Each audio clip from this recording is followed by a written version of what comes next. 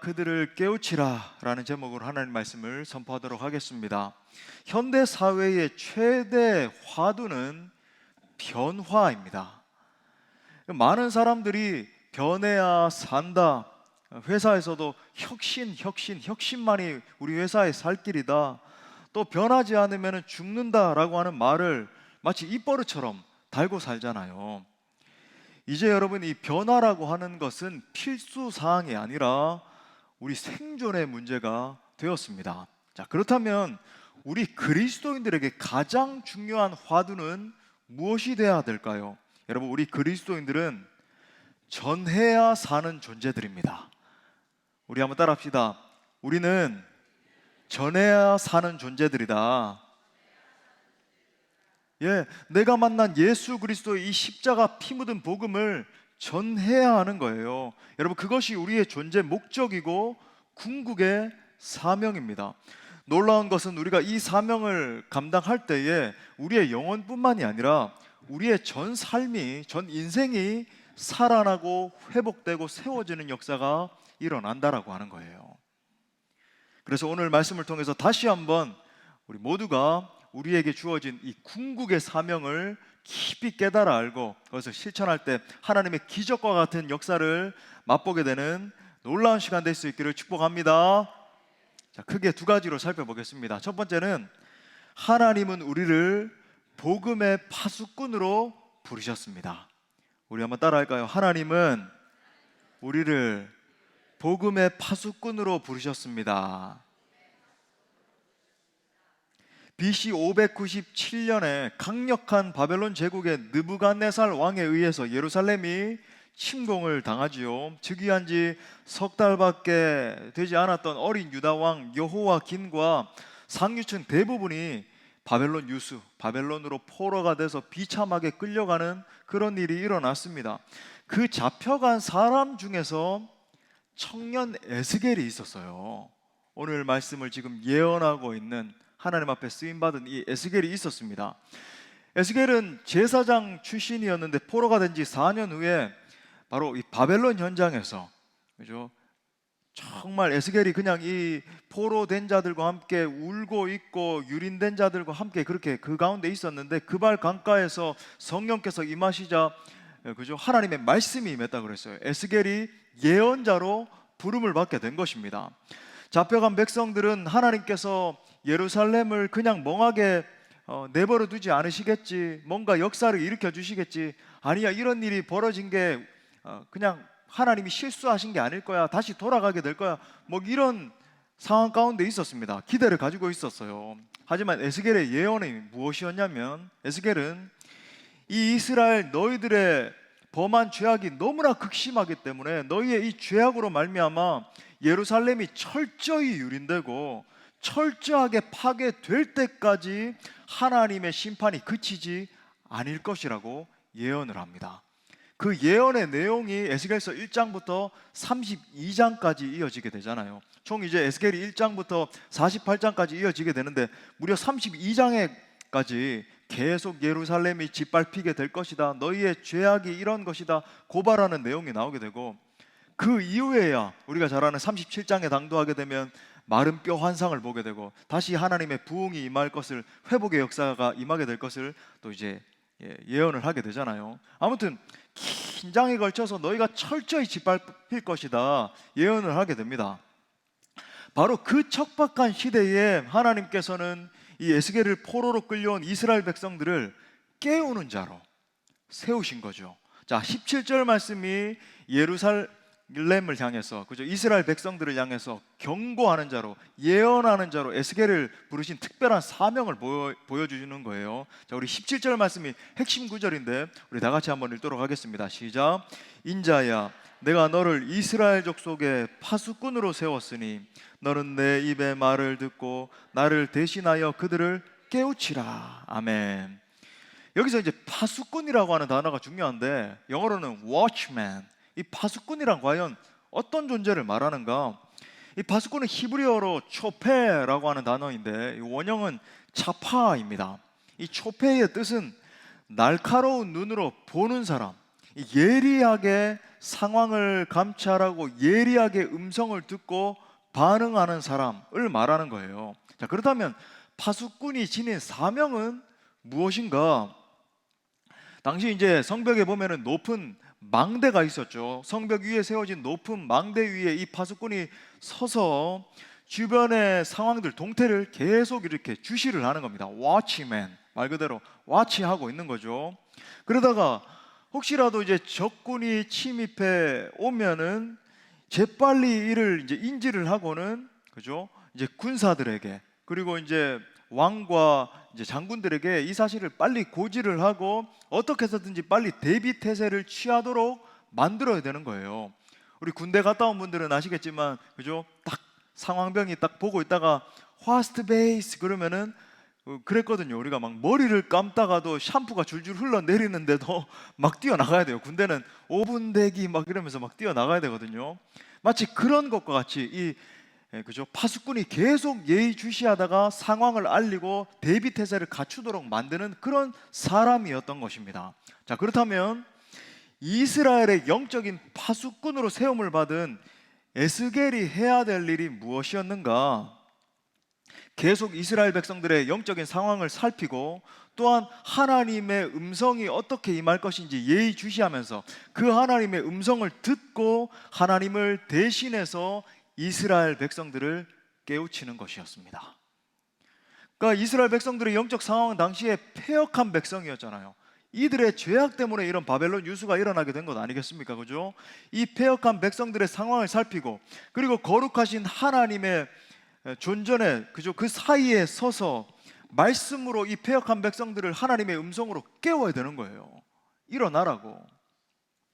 자, 그런데 하나님은 에스겔이 이스라엘 백성들에게 이 메시지를 전할 때 네 가지 케이스가 있을 것이라고 미리 말씀을 해주고 계십니다. 여러분, 이 네 가지 케이스를 아는 게 굉장히 중요해요. 자, 왜냐하면 오늘날에도 우리가 복음 사역을 하면서 하나님의 말씀을 선포할 때 이와 똑같은 영적인 구도가 형성되기 때문입니다. 저는 말씀 사역을 하니까 그걸 너무 깊이 느끼잖아요. 여러분, 이 네 가지 구도 어떤 것인가 하나씩 살펴보겠습니다. 하나님이 지금 말씀하시는 네 가지 케이스. 자, 첫 번째는 에스겔이 악인에게 하나님의 말씀을 전하지 않는 경우예요. 자, 이 경우에는 악인은 죄 가운데서 죽게 되고 자명하죠. 말씀이 전하지도 않았으니까. 에스겔도 그에 대한 책임을 져야 됩니다. 자, 이 경우에 대해서 18절에 나와요. 한번 보십시다. 가령 내가 악인에게 말하기를 너는 꼭 죽으리라 할 때에 내가 깨우치지 아니하거나 말로 악인에게 일러서 그의 악한 길을 떠나 생명을 구원하게 하지 아니하면 그 악인은 그의 죄악 중에서 죽으려니와, 당연히 죽죠. 내가 그의 핏값을 누구 손에서 찾는데요? 에스겔, 내 손에서 찾을 거야 라고 지금 이야기를 하고 있는 겁니다. 자, 두 번째 케이스는 에스겔이 이 악인에게 하나님의 말씀을 전해서 깨우치는 경우입니다. 자, 이때 악인이 깨우치지 않으면 그 악인은 죽게 되고 에스겔은 그에 대한 책임을 지지 않아요. 자, 보십시오. 19절에 보니까 내가 악인을 깨우치되 그가 그의 악한 마음과 악한 행위에서 돌이키지 아니하면 그는 그의 죄악 중에서 죽으려니와. 왜 악인은 깨우쳤음에도 불구하고 그 죄악 중에서 다시 죽게 되나요? 그들의 본질 자체가 악인이기 때문이죠. 이게 헷갈리시면 안 됩니다. 아, 악인은 결국은 악한 그 본질 때문에, 존재 때문에 죽게 되는 거예요. 근데 어떻게 된대요? 너는 내 생명을 보존하게 될 거야. 이렇게 이야기를 하고 있는 겁니다. 그 다음 세 번째 케이스는 에스겔이 이제는 악인이 아니라 의인들에게 말씀을 전파하는 경우인데, 의인이 타락함에도 불구하고 하나님의 말씀을 제대로 전달하지도 않고 그래서 깨닫지도 못하게 되는 그런 케이스입니다. 자, 이 경우에는 어떻게 될까요? 의인도 죽게 돼요. 그죠? 악한 길에 빠지게 되면 죽게 됩니다. 그리고 에스겔도 그에 대한 책망을 다 짊어져야 돼요. 받아야 됩니다. 자, 20절 말씀해 보니까 또 의인이 그의 공의에서 돌이켜 악을 행할 때에는 이미 행한 그의 공의는 어떻게 된대요? 기억할 바 아니래요. 이전에 뭐 하나님 앞에 어떻게 했었던지 그건 기억할 바가 아니고 다 없어지고, 내가 그 앞에 갑자기 거치는 돌을 하나님이 두시게 되면 그가 죽을지니 이는 내가 그를 깨우치지 않았기 때문이다. 그는 그의 죄 중에서 죽으려니와 그의 핏값은 내가 누구 손에서 찾는데요? 에스겔 내 손에서 찾을 거야. 자, 그 다음에 네 번째 케이스는 에스겔이 말씀으로 의인을 깨우쳐서 죄를 범치 않게 막는 경우입니다. 자, 이 경우에는 의인도 살고 에스겔 자신도, 메신저도 살아요. 자, 21절에 보니까 그러나 내가 그 의인을 깨우쳐 범죄하지 아니하게 하므로 그가 범죄하지 아니하면 정령 살리니 이는 깨우침을 받음이며 너도 내 영혼을 보존하리라. 아멘. 자, 정리해보면 세 번째까지는 악인이든 의인이든 공통적으로 어떻게 돼요? 무조건 죽어요. 그렇잖아요, 그죠? 또 에스겔 자신도 메신저인데 말씀을 전하는 자로 서 있으면서도 파멸당할 위협을 지금 짊어지고 있는 겁니다. 이 세 번째 경우까지는. 자, 그렇기 때문에 에스겔이 메신저로서 자기 자신의 생명을 보존하기 위해서라도 말씀을 전해야 되는 책임을 져야 되는 거죠. 적실하게 말씀을 전하지 않으면 안 되는 겁니다. 자, 그러면 이스라엘 백성도 살고 에스겔 자신도 살 수 있는 유일한 케이스는 어떤 케이스입니까? 네 번째 케이스잖아요. 여러분 말씀 듣고 계시나요? 자, 백성들도 살고 그 다음에 에스겔도 살 수 있는 유일한 케이스는 네 번째 케이스예요. 자, 에스겔이 말씀을 전했을 때 이스라엘 중에서 메시지를 듣고 자신을 지키는 그 의인들이죠. 여기서 말하는 의인들을 오늘날의 표현으로 하자면은 택함을 받은 백성들이라고 할 수 있겠죠, 그죠? 그들도 살게 되고 에스겔 자신도 자신의 생명을 보존하게 됩니다. 자, 그렇다면 지금 이 메시지를 통해서 하나님이 궁극적으로 우리에게 말씀하고 있는 것이 무엇인가? 말씀을 전하는 자와 이스라엘 공동체는 한 운명 공동체로 묶여 있다는 것을 지금 말하고 있는 거예요. 영적으로 지금 말씀을 들어야 되는 이스라엘 백성들도 마찬가지이고 말씀을 전하는 에스겔도 한 운명 공동체로 영적으로 완전히 묶여 있다라고 하는 것을 보여주고 있는 겁니다. 여러분, 이것이 파수꾼의 존재 의미입니다. 죄인들의 범죄로 인해서 하나님의 심판이 임하게 되는 거죠. 여러분, 하나님이 사랑의 하나님이시기 때문에 사랑 하나님은 절대로 심판하지 않으셔. 우리를 무조건 사랑하시고 우리를 무조건 회복만 시켜주셔야 되고 날 무조건 축복만 해줘야 되고, 여러분 그런 게 아니라고 하는 거예요. 물론 하나님은 사랑의 하나님이시지만 동시에 100% 사랑의 하나님이시면서 100% 공의의 하나님, 정의의 하나님이시잖아요. 만약에 여러분 공의의 하나님이 심판하지 않으신다라고 한다면 그 하나님은 더 이상 공의의 하나님이 아닌 거예요. 저지, 여러분 판사가 판결을 내리지 않으면 그는 판사로서의 자격이 이제는 없는 겁니다. 담대히 판결을 내릴 수 있어야 되는 거죠, 그죠? 여러분, 그런 것처럼 죄인들이 범죄했을 때 그 죄가 드글드글한 상태에서 하나님의 심판이 반드시 임하게 되는데 파수꾼으로 세움을 입은 선지자들에게도 그에 대한 책임을 물으신다는 거예요. 여러분, 우리가 이것을 경계로 삼아야 되는, 경계의 메시지로 받아야 되는 이유인 겁니다. 중요한 것은 파수꾼은 파수꾼으로서의 사명을 반드시 감당해야 된다는 거예요. 여러분, 그 사명이 무엇입니까? 계속 하나님의 메시지를 듣고 하나님의 음성을 듣고 그 메시지를 선포함을 통해서 전해서 백성들을 깨우는 것입니다. 히틀러를 암살하려고 하다가 발각돼서 사형당한, 순교하신 이 본회퍼 목사님, 제가 선한 능력으로 찬양을 소개하면서 본회퍼 목사님에 대해서 소개를 했잖아요. 우리 성도들은 잘 아시죠? 이 본회퍼 목사님의 유명한 일화가 있습니다. 본회퍼 목사님이 어느 날 꿈을 꿨는데 꿈속에서 히틀러가 죽었다라고 그래요. 아직 죽기 전이죠. 근데 죽었다라고 합니다. 그가 죽어서 하나님의 심판대 앞에 서게 됐는데 하나님이 이렇게 말씀하시는 거예요. 너는 살았을 때 많은 사람들의 무고한 피를 흘렸으므로 영원히 꺼지지 않는 지옥불에 들어가 고통의 형벌을 받으라 라고 하는, 그죠? 하나님의 정의의 선고가 땅땅땅 내려지게 된 겁니다. 이때 히틀러가 하나님께 이렇게 항의를 해요. 하나님, 억울합니다. 저는 사후에 이런 세계가 있는 것을 알지 못했습니다. 이런 세계가 있는 것을 알았다면 왜 제가 그런 죄를 지었겠습니까? 더구나 누구 한 사람도 나에게 예수 믿으라고 전도해 주는 사람도 없었고 천국과 지옥을 말해주지 않았습니다. 이 말을 들은 보네포 목사님은 꿈에서 깬 후에 이 히틀러의 영혼을 불쌍히 여기는 마음이 없이 그를 미워하여 죽이려고만 했습니다라고 고백하면서 깊이 회개했다 그래요. 사랑하는 여러분, 우리가 바로 하나님의 파수꾼입니다. 내가 먼저 예수 그리스도를 믿어 구원받았다라는 게 뭐죠? 나는 천국은 따놓은 당상이고 나는 그냥 내 안위만을 추구하면서 적당히 살고 적당히 예배만 드리면 되고, 여러분 그런 건가요? 그런 게 아니라고 하는 거예요. 내 안에 예수께서 임하셨다, 성령께서 임하셨다, 주님이 나를 사로잡으셨다, 내 전 존재를 변화시켜 주셨다라고 하는 것은 하나님이 나를 영적인 파수꾼으로 불러주셨다는 것입니다. 다시 말해 예수 믿어 먼저 구원받은 우리가 하나님의 말씀을 전하지 않으면 그 말씀을 듣고 회개할 자들을 이 죄와 사망 가운데 유기하는 꼴이 되고 마는 거죠. 반대로 우리가 파수꾼의 사명을 잘 감당하게 되면 어떻게 될까요? 전하는 자와 말씀을 받는 자 모두가 삽니다. 네 번째 경우처럼 말씀을 받고 반응하는 자는요, 자기 영혼이 구원받아요.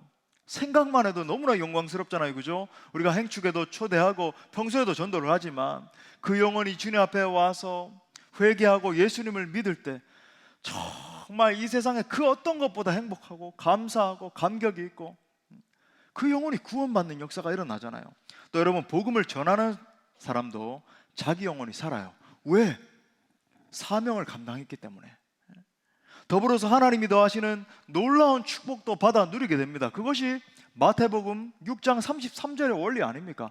이 모든 것을 너에게 더해 주시리라 약속하고 있는 거죠. 여러분, 복음 전도는 해도 되고 안 해도 되는 그런 옵션 같은 것이 아닙니다. 전도는 저와 여러분의 사명입니다. 우리의 존재 목적이에요.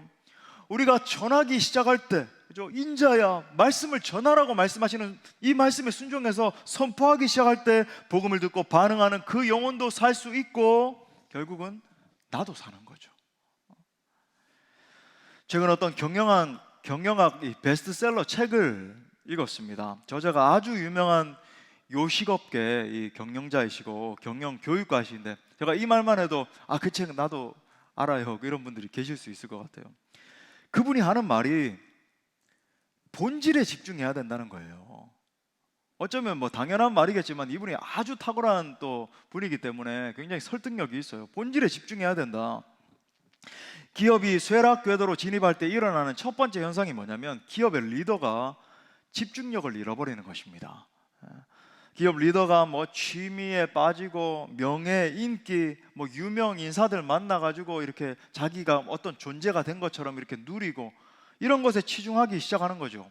동시에 그 기업이 정말 집중해야 되는 것에 집중하지 않고 다른 비본질적인 것에 손댈 때죠. 어떤 기업들을 보면 그럴 때가 있잖아요, 그죠? 정말 이 기업의 본질에 집중하지 않고 다른 것들, 기업의 명예를 드높이는 것들, 그죠? 정치인들 만나서 한번 홍보 좀 해주시고 이런 것에 집중할 때예요. 가령 여러분, 신발 공장에서는 신발 잘 만드는 곳에 여러분 집중을 해야 됩니다, 그죠? 어떻게 하면은 이 신발을 잘 만들어서 뭐 나이키다 그러면은, 그죠? 나이키 모양을 요렇게도 해봤다가 옆으로 깎아도 봤다가 에어를 앞에도 넣었다가 뒤에도 넣었다가 그러면, 그죠? 뭐 무게가 조금 더 가벼워질까, 이렇게 될까? 연구하고 개발하고 혁신하기 위해서 노력하고 그렇게 해야 되는 거죠. 시계를 만드는 공장에서는 더 나은 시계를 만들기 위해서 노력해야 됩니다. 어떻게 하면 고장이 잘 나지 않을까? 어떻게 하면 더 예쁘게 만들까? 고민하고. 그렇지 않으면 그 기업은 문 닫아야 돼요. 시간 문제인 겁니다, 문 닫는 게. 자, 그렇다면 여러분, 교회는 무엇을 하는 곳입니까? 한마디로 여러분, 교회는 영혼 구원하는 곳입니다. 그게 여러분 교회예요. 영혼 구원하는 곳입니다. 예배하지 않는 자들을 예배하게 만드는 것이 교회예요. 존 파이퍼 목사님의 말처럼 그것이 여러분 전도와 선교의 본질입니다. 그래서 여러분, 우리는 모일 때마다 정말 전심을 다해서 뜨겁게 예배해야 돼요. 오늘도 우리, 그죠? 찬양하고 한 것처럼 전심을 다해서 내 사모하는 주님, 영광의 왕이십니다, 찬양하고 경배하고 말씀도 정말 귀를 기울이면서 하나님 내게 말씀해 주십시오, 제가 순종하겠습니다, 막 사력을 다하는 마음으로 예배해야 돼요. 그리고 그 예배를 통해서 얻은 동력을 가지고 단순히 그냥 평안함을 누리고 참 평안하다 감사하다 이 수준에만 머무는 게 아니라, 물론 평안함도 주시고 기쁨도 주시지만 여러분, 세상의 각 영역에 나가서 주의 복음을 전하기 시작하는 거죠. 나의 온 행위를 통해서, 내가 선포하는 메시지를 통해서 선교적 명령에 순종하는 거예요. 그 일이 내 이웃과 직장과 학교에서 이루어지면 그게 전도이고, 또 그 역사가 열방에까지 미치게 되면 그것이 선교인 겁니다. 예. 만약 교회가 이 사명에 집중하지 않고 등한시한다라고 한다면, 우리끼리 모여서 뭐 교제만 하는 것만 즐겁고, 그죠? 더 이상 교회로서의 사명을 감당하지 않고 있는 거예요. 물론 성경 공부도 열심히 해야 됩니다. 교제도 해야 되고 구제도 해야 돼요. 하지만 여러분, 교회가 전도와 선교하지 않는다라고 한다면 아무것도 하지 않는 것과 같습니다. 2000년 전에 예수님이 제자들을 부르시면서, 자, 제자들을 부르세요. 부르심의 목적을 담은 표현으로 제자들을 이렇게 부르십니다. 뭐라고 부르셨는가? 마태복음 4장 19절 말씀 우리 다 같이 읽겠습니다. 시작. 말씀하시되 나를 따라오라 하시니. 사람을 낚는 어부요, 사람을 낚는 어부, 이것이 예수님의 제자들의 이름이었습니다. 정체성이죠. 무엇을 해야 되는지, 너희는 과연 어떠한 존재인지, 무엇을 새 목숨을 걸고 무엇을 향해야 되고, 다시 말해 여러분, 영혼을 살리지 못하는 사람은 어떤 의미에서 예수님의 제자가 아니라고 하는 거예요. 나와 내 가족만 예수 믿어 천국 가면 되지, 참 안전하다, 우리는 천국 간다, 이런 차원에 머물러 있다라고 한다면 사실상 부르심을 받은 하나님의 사람인지 의심해 봐야 되는 겁니다. 이 시간에도 하나님께서 우리에게 말씀하세요. 인자야, 나를 대신하여 그들을 깨우치라. 부디 하나님의 이 음성을 들으시고 기쁘게 반응하는 사랑하는 우리 모든 지체들 될 수 있기를 축복합니다. 자, 그러면 큰 두 번째로, 그렇다면 남은 한 주 우리가 어떻게 이 사명을 감당해야 될까요? 제가 세 가지의 구체적인 적용점을 드리길 원합니다. 자, 첫 번째 적용점은 끝까지 담대함으로 이 사명에 집중하라 해요. 우리 한번 따라합시다. 끝까지 담대함으로 이 사명에 집중합시다. 예, 물론 이 시대 가운데 전도의 사명을 감당하는 것이 여간 어려운 일이 아닙니다. 코로나의 여파도 있고, 또 이단들의 방해가 있고, 세상 언론들은 끊임없이 공격하기도 하고, 여러 가지 어려운 요소들이 있어요. 그런데 분명한 것은 2000년 전이나 지금까지나 전도하기 좋은 시대는 단 한 번도 없었다라고 하는 거예요. 선교도 마찬가지죠. 선교하기 좋은 시대는 단 한 번도 없었습니다. 늘 생명의 위협을 가지고 해야 되는 거죠. 하나님은 말씀을 전하는 에스겔에게 너는 두려워하지 말라라고 독려하세요. 자, 보십시오. 에스겔 2장 6절에 보니까 인자야, 너는 비록 가시와 찔레와 함께 있으며 전갈 가운데 거주할지라도 그들을 두려워하지 말고 그들의 말을 두려워하지 말지어다. 그들은 패역한 족속이라도 그 말을 두려워하지 말며 그 얼굴을 무서워하지 말지어다. 에스겔 3장 9절에서도 이렇게 말해요. 내 이 말을 화석보다 굳은 금강석 같이 하였으니 그들이 비록 반역하는 족속이라도 두려워하지 말며 그들의 얼굴을 무서워하지 말라 하시니라. 아멘. 여러분, 말씀해 보면 이스라엘 백성들이 너무나 패역했기 때문에 심지어 이방인들보다도 못하다라고 이야기를 하세요.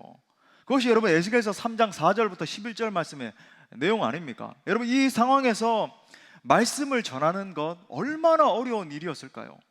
말씀을 전하는 메신저인 에스겔에게 결코 호의적이지 않습니다. 때로는 무시하고, 때로는 뒤에서 막 비방도 하고, 때로는 적극적으로 일어나서 막 대항하고 반역하고 그러는 거예요.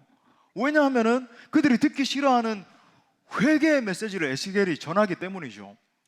바로 앞에 있는 예레미야 선지자도 그랬고, 그죠? 아직은 파멸되기 전이었지만 예레미야는 파멸된 후에 이제 에스겔도 그렇고, 거짓 선지자들이 일어나서 평안하다 평안하다, 아이고 괜찮아요, 이런 상황이 일어났지만 곧 회복될 것이고 곧 잘 될 것이고 평안하다 외치는데, 이 진짜 하나님의 사람들, 예언자들은 뭐라 그러냐면은 당신들 그 상태에 머물면은 파멸당해요. 회개해야 됩니다. 당신들 눈물로 하나님 앞에 나가야 됩니다. 막 이런 메시지를 전하니까 불편하거든요. 그러니까 이 참된 선지자들을 공격하는 거죠. 비방하고. 하지만 여러분, 선지자의 사명은 뭐예요? 어려워도 전하는 것입니다. 무시하고 반역해도 선포해야 되는 거예요. 여기서 깨우치라라고 하는 단어는 히브리어로 자하르라고 하는 단어에서 파생됐는데, 무지한 자들을 가르쳐서 계몽시키다, 그러니까 일깨우다, 영어로 말하면 awakening 시키는 거예요. 여러분, 이 단어가 구약 성경에 19번 사용이 됐는데 그 중에 무려 12회가 에스겔서에 적혀 있고, 특히 파수꾼 기사에, 요 기사에 쓰여 있습니다. 무슨 말인가? 여러분, 이 말씀은 파수꾼의 사명을 가진 자는 어떠한 어려운 상황 가운데 있다 할지라도 말로 깨우치는 사명을 계속하라라고 하는 메시지예요. 패역한 자들, 부패한 자들, 반역한 자들이 드글드글한 겁니다. 그죠? 그들을 향해서 끊임없이 회개와 구원의 메시지를 선포하라는 겁니다. 심지어 비유를 들잖아요. 가시가 무성한 거죠. 찔레가 막 덮여가지고 얼마나 따갑고, 그 다음에 마치 무서운 전갈대가 드글드글하고 있는 그런 상황 가운데 있는 것처럼 느껴진다 할지라도 그 상황을 두려워하지 말고 이겨내면서, 인내하면서, 눈물을 닦고 담대하게 일어나서 계속 말씀을 선포하라라고 하는 메시지죠. 이것이 너 파수꾼의 사명이야 라고 주님이 말씀하고 있는 거예요. 그러므로 이 시간 성령께서 동일하게 우리에게도 말씀하십니다. 너 수원 동부교회 권속들아, 너희는 나를 대신하여 이 패역한 세대를 말씀으로 깨우치라. 너희는 나를 대신하여 이 세대 가운데 생명의 복음을 전하라. 할렐루야. 말씀하시는 거예요. 사랑하는 여러분, 이것이 우리가 감당해야 할 사명의 길입니다. 어렵고 힘들다 할지라도 끝까지 포기하지 말고 사명을 감당해야 되는 거죠. 마치 지난주에 말씀드린 로제타 홀 선교사님과 같이 너무너무 숭고한 여인 아닙니까? 그렇죠? 얼마나 자식을 잃어버리고 남편을 잃어버렸다 할지라도 끝까지 43년이나 이 조국을 붙들고 눈물로 사역하고 수많은 사역을 일으키고, 그죠? 아무리 어려운 상황에 당면한다 할지라도 포기하지 말고 끝까지 사명을 감당해야 되는 거예요. 저는 전도하는 여러분 모두가 끝까지 강하고 담대할 수 있기를 바랍니다. 반역하는 사람, 방해하는 세력이 일어나고 핀잔도 들을 수 있고 그래요. 지금 무슨 교회를 가? 그렇다 할지라도 여러분, 강하고 담대할 수 있기를 바랍니다. 하나님이 함께 하세요. 하나님은 반드시 전도하고 선교하는 사람을 끝까지 보호해 주십니다. 자, 두 번째 적용점, 남은 태신자에게 집중하여 기도하며 힘을 쏟으라 예요. 우리 한번 따라합시다. 남은 태신자에게 집중하자. 여러분, 전도를 할 때 물론 불특정 다수에게 전도하는 것도 필요합니다만은 그러니까 효과가 조금은 떨어지죠. 그래서 여러분, 이 시대의 전도 키워드가 제가 이 행축할 때마다 설명드리지만 관계 전도예요. 그리고 그 관계 전도를 어떻게 하면 잘할 수 있을 것인가 연구하고 연구한 끝에 나온 것이 이 행복한 사람들의 축제입니다. 아주 파워풀한 도구예요. 여러분, 이제 행축까지 딱 일주일 남았습니다. 우리가 거의 3개월간 넘게 이렇게 달려왔는데 남은 한 주 동안 아마 추려졌을 거예요. 5명, 6명 작정한 중에서 이제 한 2명, 3명 정도 후보군이 남았고, 어떤 분들은 안타깝게 1명 정도 이렇게 남았을 수도 있고, 아무튼 간에 남은 힘을 그 가능한 대상자에게 집중하십시오. 여러분, 무관심으로 영혼을 절대로 움직일 수가 없는 거죠. 그래서 우리가 이제 행축 매뉴얼도 이렇게 마련해 드렸습니다만 여러분이 잘 실천해 오셨습니다. 그런데 이제는 마지막 한 주 남았으니까 내가 정말 밥 한 번 더 사야 되겠다 이런 마음이 드시는 분은 밥을 한 번 더 사실 수도 있고, 그죠?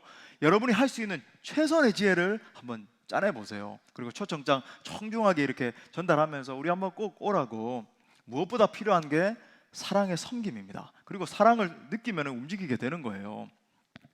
그 다음에 여러분이 목표로 삼아야 되는 건 이제 현장에 한 분이든 두 분이든 많으면 3-4분 오실 수도 있고, 5분 다 오실 수도 있고, 아무튼 오시게 되면 여러분들이 열매 맺기 위해서 후속 조치도 잘 하셔야 됩니다. 목표는 뭐냐면 그 영혼이 결신하고 등록할 때까지, 등록해서 함께 신앙생활 할 때까지 계속 이끄는 게 중요하죠.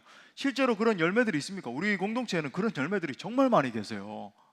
이 자리에 현장에도 앉아 계시고, 여러분, 그래서 그걸 목표로 삼고 계속 여러분이 인도하는 게 중요합니다. 밥을 뭐 한 번 더 사실 수도 있고, 선물을 한 번 더 갖다 줘야 될 수도 있고, 아무튼 정성을 기울여야 돼요. 또 여러분, 끝까지 그 태신자를 품고, 그 대상자를 이제 마지막 한 2-3명 남았다면 집중해가지고 그를 위해서 금식하며 기도하십시오. 여러분, 굳게 닫혀진 사람 마음 문은 쉽게 열리지가 않아요. 사람 마음 문 여는 게 제일 어렵다 그러잖아요. 우리 형제님들 결혼하기 전에 자매님들 마음 문 여는 게 제일 어려웠잖아요. 막 꽃도 갖다 바치고 오 로미오 줄리엣 막 이래가면서, 그죠? 정확하게 말하면 여러분, 인간의 힘과 능으로 사람 마음 문을 열고 그 속에 성령께서 임재하시는 거 불가능한 일입니다. 왜 여러분 영혼을 이끄는 게 이렇게 힘이 들까요? 제가 누누이 말씀드리지만 영적 전쟁이 있거든요. 사탄 마귀가 한 영혼이 복음을 듣고 예수 믿고 눈물 흘리면서 회개하는 거 제일 싫어하기 때문에 수단과 방법을 가리지 않고 방해하고, 제가 그랬잖아요, 그죠? 막 그 선교 가기 전에 어떤 권사님 머리 위에 하필이면은 막 샤워기가 떨어지기도 하고 막 꼬매고, 그 권사님은 실제로 5바늘인가를 꼬매고 선교지 가셨어요. 대단한 여인인데 아주 흑암의 세력들이 어떻게 해서든지 여러분 정말 황당하게 방해할 수 있어요, 이번 한 주간 동안에도. 그래서 여러분 긴장감을 가지고 기도해야 됩니다. 보십시오, 고린도후서 4장 4절에 보니까 그 중에 이 세상의 신이 믿지 아니하는 자들의 마음을 혼미하게 하여 그리스도의 영광의 복음의 광채가 비치지 못하게 한다. 방해하고 공격하는 거예요. 그렇기 때문에 사랑하는 여러분, 정말 성령의 감동과 감화가 임해서 그 영혼이 마음에 결단하고 현장에 나오고 또 복음을 듣고 예수 믿기로 작정하기 위해서는요, 기도로 승부하셔야 됩니다. 기도하셔야 돼요.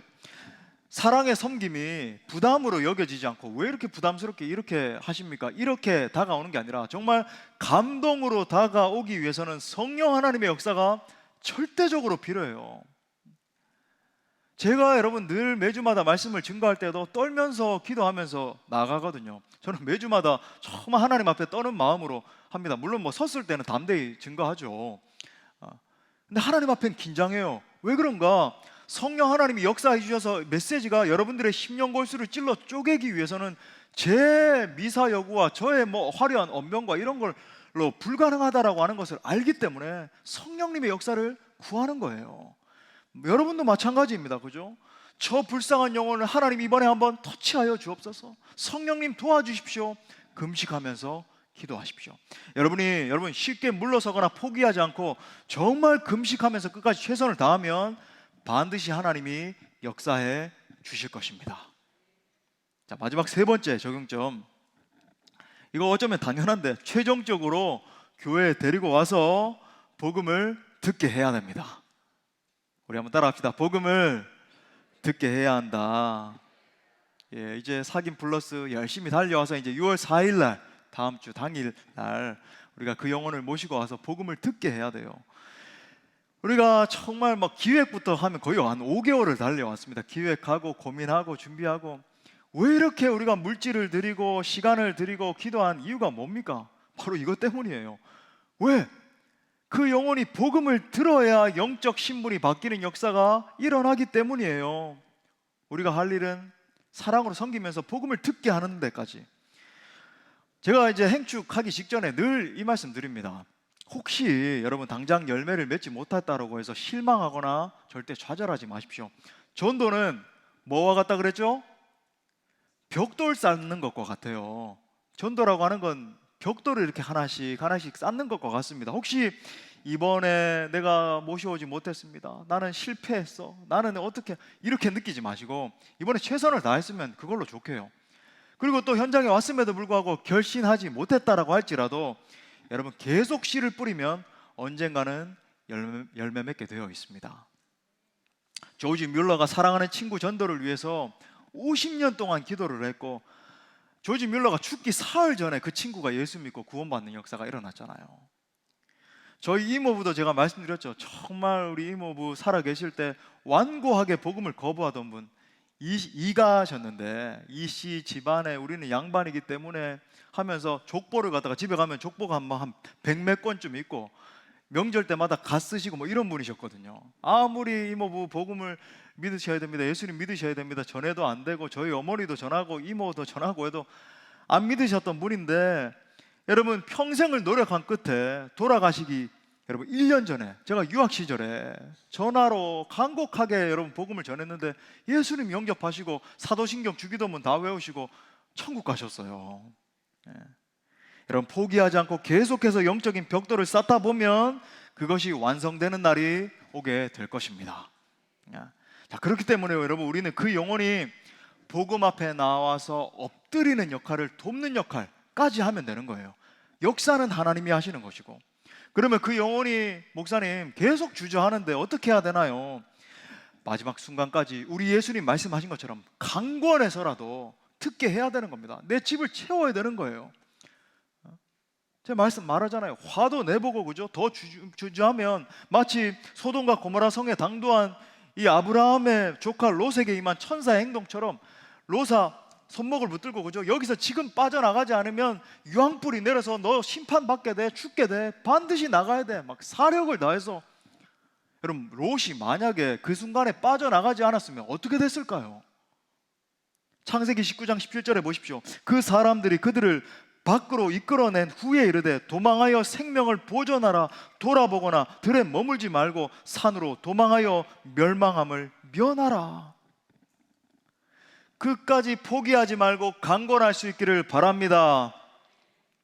마지막 결론을 맺겠습니다. 하나님은 우리를 이 세대에 영적인 파수꾼으로 세우셨습니다. 제가 이제 그 말씀을 다 준비하고 이제 집에 가서 저녁 식사를 하고는 이제 이 말씀을 여러분들에게 더 효과적으로 잘 전하기 위해서 열심히 연습을 하거든요. 계속 뭐 발음도 연습해보고 말씀을 막 새기고 계속 연습을 합니다.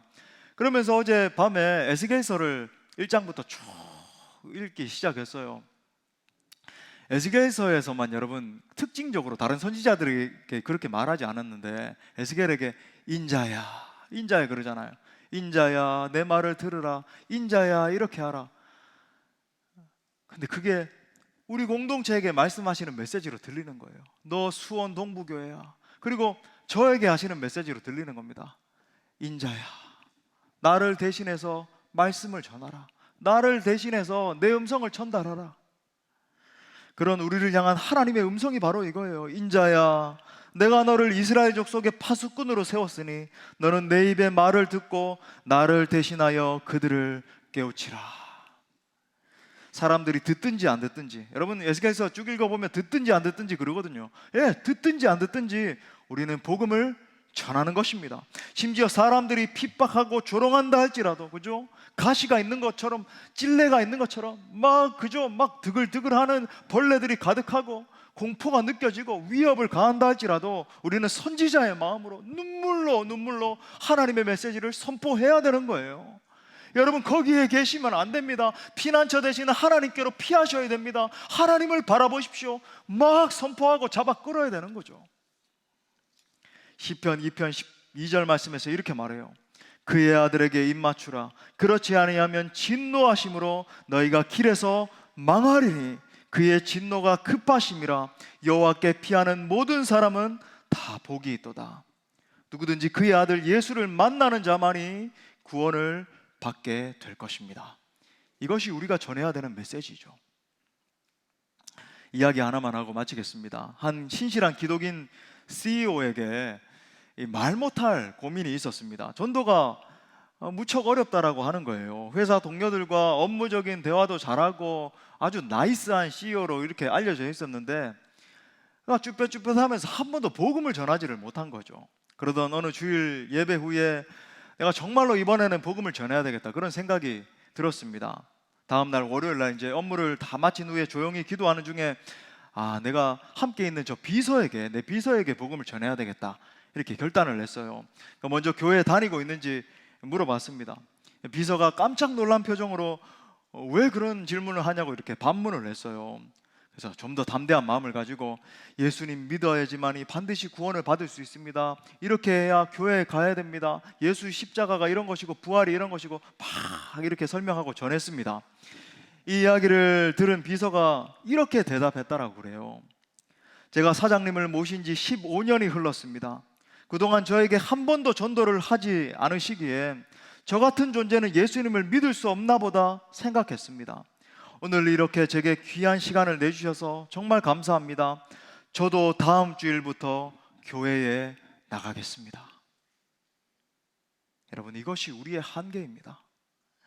전도하면 열매 맺을 수 있는데, 기다리고 있는 영혼들이 있는데 염려하고 쭈뼛쭈뼛하고 부끄러워하면서 시조차 뿌리지 못하는 거예요. 분명한 것은 여러분, 오늘날에도 우리가 전해줄 그 복음을 기다리고 있는 자들이 있다라고 하는 거죠. 제가 통계적으로도 말씀드렸잖아요. 7명 중에 1명이 준비된 영혼이라고. 여러분, 선교학적으로 발표된 통계예요. 단지 그 목마른 상태에서 기다리고 있는 영혼에게 우리가 전하기만 하면 되는 거죠. 인자야, 날 대신해서 내 메시지를 좀 전달하거라. 아무쪼록 이번 행축에도 정말 천하보다 귀한 여러분 작정하신 그 영혼들, 그 한 사람 한 사람을 구원해내고 건져내는 우리 모두가 될 수 있기를 간절히 축원합니다. 우리 말씀을 주신 하나님께 영광의 박수 올려드리겠습니다. 우리 다 같이 일어나셔서 우리 찬양하고 기도합시다.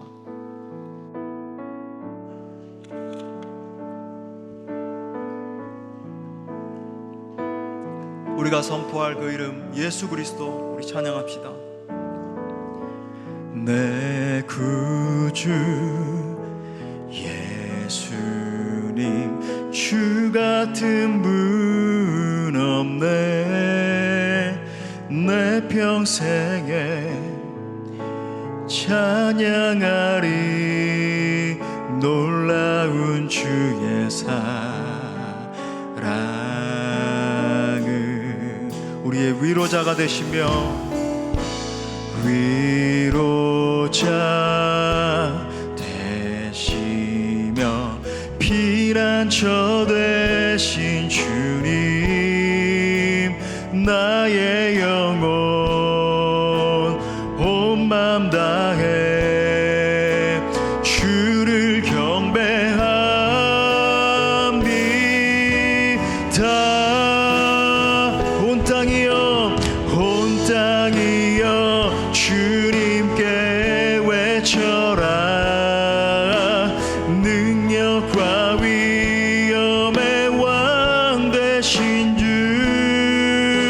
산과 바다 소리쳐 주의 이름을 높이리. 주행하리 기뻐 노래하며 영원히 주님을 자랑하리라. 신실하신 주의 약속 나 받았네. 우리 다시 한 번 더 우리가 선포할 이름 내 구주 예수님, 내 구주. 예, 주님 같은 분 없습니다. 주 같은 분은 없네. 내 평생에 찬양하리 놀라운 주의 사랑을. 우리의 참된 위로자 되시는 주님, 위로자 되시며 피난처 되신 주님, 나의 영혼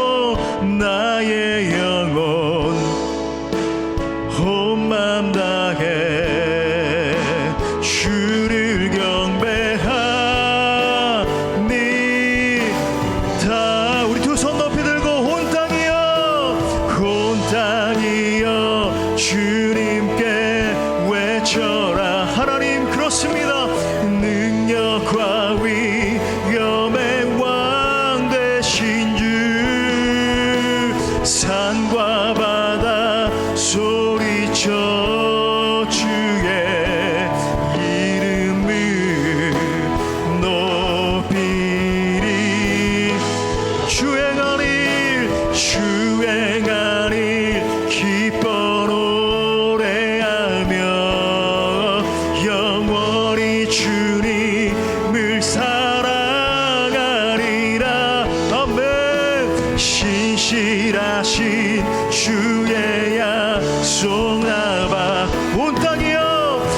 온 땅이여 주님께 외쳐라. 능력과 위엄의 왕 되신 주 아멘. 산과 바다 소리쳐 주의 이름을 높이리. 아멘. 주행하니 기뻐 노래하며 영원히 주님을 사랑하리. 신실하신 주의 약속 나 받았네. 이 시간에도 우리 하나님께서 우리에게 말씀하십니다. 인자야, 내가 너를 이스라엘 족속의 파수꾼으로 세웠으니 너는 내 입의 말을 듣고 나를 대신하여 그들을 깨우치라. 우리 모두 이 음성 앞에 정말 기쁨으로 반응하며 순종하길 원해요. 하나님, 한 번밖에 없는 내 인생을 통하여 주님의 말씀을 전하기를 원합니다. 때를 얻든지 못 얻든지 저의 모든 것을 다해서 주의 복음을 전하기를 원합니다. 제 입술에 권세를 더하여 주옵소서. 제게 성령으로 충만케 하셔서 영혼들을 깨우게 하여 주옵소서. 이번 한 주간 마지막으로 지체들을 설득할 때 그들이 주께 나와 복음을 듣고 예수 영접하는 역사 일어나게 해달라고 우리를 사용하소서. 우리 동성으로 기도합시다. 주여 하나님,